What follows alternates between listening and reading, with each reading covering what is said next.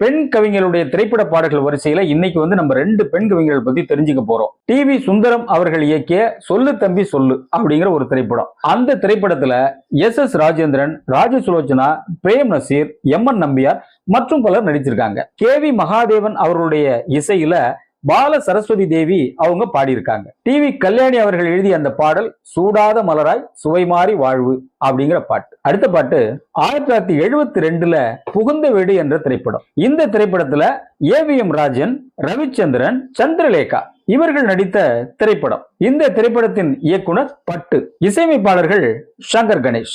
இந்த திரைப்படத்துல எல்லா பாடல்களுமே வாலி அவர்கள் எழுதின பாட்டு. அதுல ஒரே ஒரு பாடல் மட்டும் விசித்ரா என்ற பெண் கவிஞர் எழுதிய பாட்டு. அந்த பாட்டு எந்த பாட்டுங்கிறீங்களா?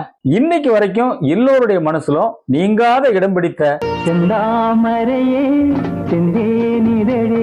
அப்படிங்கிற பாட்டு. உண்மையிலேயே அந்த பாட்டு கேட்கிற பொழுது எல்லாரையும் மயக்க வைக்கும்.